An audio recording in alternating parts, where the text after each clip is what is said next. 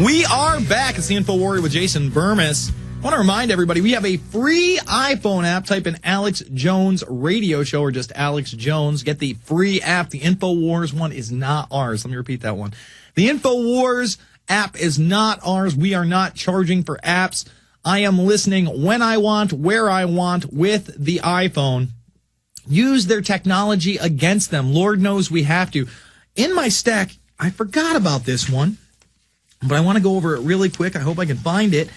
Apple has now admitted it uses child slave labor. Yay! Child slave labor. All right. Not pioneered by Walmart, but perfected by them and used by Apple. Child slave labor.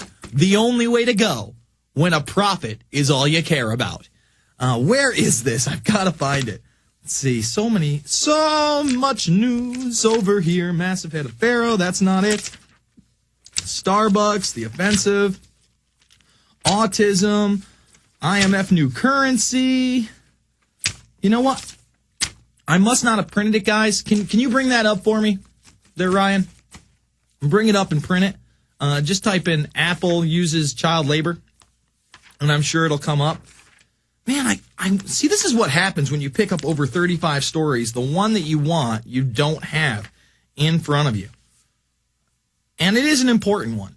I also have this one where Microsoft is accusing Google of antitrust practices, and it is probably guilty of that, but it's also kind of like the pot calling the kettle black, as Microsoft is heavily embedded with illegal antitrust methods.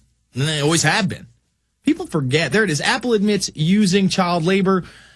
Apple has admitted that child labor was used at the factories that build its computers, iPods, and mobile phones. Yes, folks, that great company, Apple, that you love so much, uses the child slave labor. Let's go to our next caller. Joe in Illinois. Joe, you're on the air. Yes, sir. We got Joe? Exposing the lies of Bill Gates and Ted Turner there. Okay. Enjoyed that. But I got to give Al Gore some credit for inventing the Internet, though, because without that, I wouldn't be able to tune in to you and Alex. And there's other shows out there I enjoy, the Freeman and Jim Hallett and well, we should give it up to Lord Gore for giving us this internet. What do you think about that speech by Gates? It's pretty amazing that they just openly come out in front of crowds of people and discuss backhanded population control to applause. It sickens me, Joe. Well, during Obama's speech, his State of the Union address, when he mentioned, despite overwhelming, they were laughing, not just Republicans, Democrats, Obama, they all chuckled. Oh, that's a good one. Global warming. They're all laughing at it. So, yeah. They're laughing all the way to the bank, Joe, and that's the bottom line. I appreciate the call. You know, Ryan just brought this to my attention. I knew this. Other than Current TV, which Al Gore is the founder of, and that's heavily embedded with Google itself. Google has its own little side commercials during Current TV. He's also on the board of Apple, where slave labor brings you the best technology. Yay. Isn't that great that like an 8-year-old Indonesian kid is the guy that put together your iPhone? You have no idea how it works. Some 8-year-old Indonesian kid is sitting there just like, no problem, whittling away on the assembly line. Let's go to Brian in New Jersey. Brian, you're on the line. Hey, Jason. It's good to talk to you, buddy. Hey. Hey, We Are Change just had a great meeting of the minds, all the different chapters from North America to Canada to Europe. We just had a great meeting using a program called Mumble, and we're already trying to improve our street actions right now. Well, We Are Change has really been at the forefront of citizen journalism and activism, and it's definitely got the establishment shook up this year alone, getting more and more play on stations like NBC, ABC, CBS, mainline top 3 stations, now having to legitimize an organization that is truly grassroots, that does care about the truth, that hasn't been compromised by Fox News and their wicked overlords. So I applaud what you're doing, Brian. Keep it up. And I know that We Are Change is one of the many vehicles towards the restoration of the United States and the Constitution and Bill of Rights. Let's go to Kaleo in Hawaii. Kaleo, you're on the air. Aloha, Jason. Hey, hey. Hey, aloha. Yeah? We lose him? No, Jason. Yeah. What's up, man? Come on, you're breaking up on the phone. Aloha, really. All right, I got to let you go, man. I'm sorry you waited for an hour, but when I can only hear every other word, I don't know what kind of phone you were on or whatever, but when I can only hear every other word, folks, got to get to the next caller. Let's go to Dave in Michigan. Dave, you're on the line. The call-in number is 888-201-2244. Go ahead, Dave. Hey, Jason, love your show, man. Thanks. Hey, I'm just a blind guy here in Michigan, and I think I got it figured out. Mikhail Gorbachev created global warming, which causes a poison, noxious algorbin dioxide, and the only way to save the planet is with a Gorehouse gas tax.